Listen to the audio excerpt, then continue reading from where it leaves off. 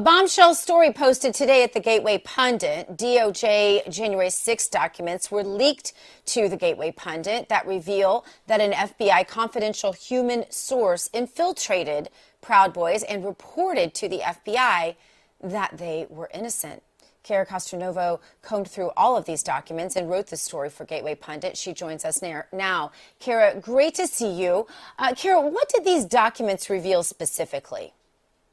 The documents revealed that there was a confidential human source, an informant that was embedded into the Proud Boys going into January 6th and was up the FBI the whole time and basically told the FBI in many different documents that those Proud Boys that he was infiltrating and the leaders that were also indicted were all innocent of basically all the charges that the FBI and the DOJ has launched against them.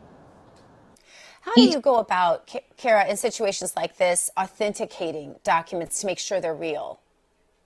It's a process, and we're very due diligent at the Gateway Pundit. I myself have, my reputation, everything I put on the line. So I go out of my way to authenticate documents with the source and by calling up multiple people to verify that they're authentic. So these documents definitely are authentic. I could vouch for that 100%. Verified by about 3. Yeah, and has Liz Cheney or anyone from the committee reached out to get a copy of all of this?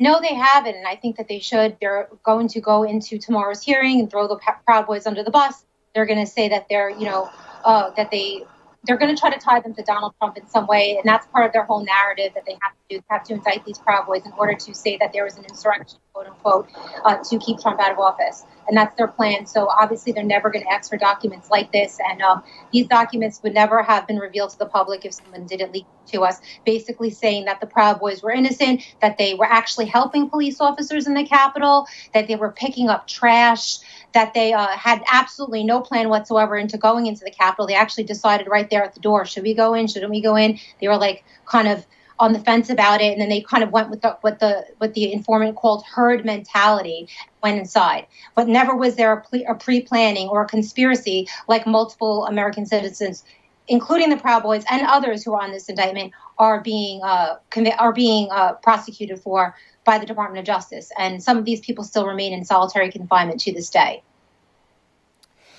And I guess I always want to ask the question of what sort of national media interest you've had by corporate media in particular. Are they covering this story? Do you think they will be covering this story?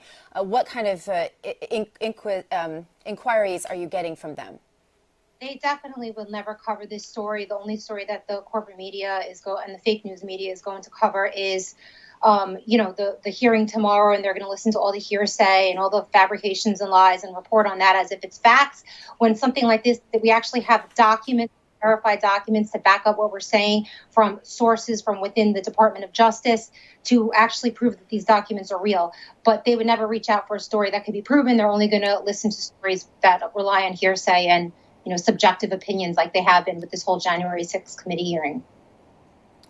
And I think it's so important to note the treatment, once again, in case people haven't been watching this program where we cover this as often as we possibly can, but the treatment of these political prisoners that are still left in the D.C. gulag. How many of them are there, Cara, if you know the answer to that? And have any of the treatments that have been, the solitary confinement, the 1 hour a day, for them to even read over the thousands of pages of documents and hours of videos that they need to be reviewing for their own cases, et cetera, with computers that don't work, substandard food, many of them ill, deplorable sanitation, and all the rest, and zero exercise if they want to use that hour for researching their cases. The list goes on and on of the torture that these political prisoners have endured. Can you just comment on any updates on any of that? Yeah, I mean, the situation hasn't changed much from exactly the way you just reported it. There's about, I'd say, 60 prisoners still being held in conditions like you described. They haven't budged at all. The Department of Justice is not letting them go anywhere. They're using them, obviously, for their political agenda before the next midterm election.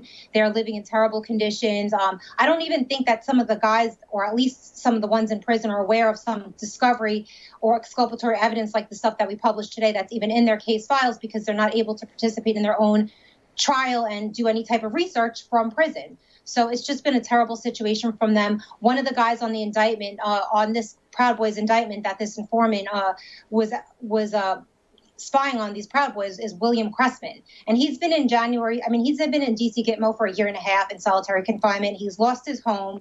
He couldn't pay the mortgage on it being in jail. His family is completely separated across the country. He's a grandfather. He's a decorated Army veteran. Another gentleman's wife miscarried the day the FBI took him out of the home. He is also a decorated Marine Purple Star recipient. There's a mother of an infant child that the Biden regime is trying to rip away from her and put her in jail as well. That's also on this Proud Boys indictment. And as we know, Proud Boys are males, they're not females.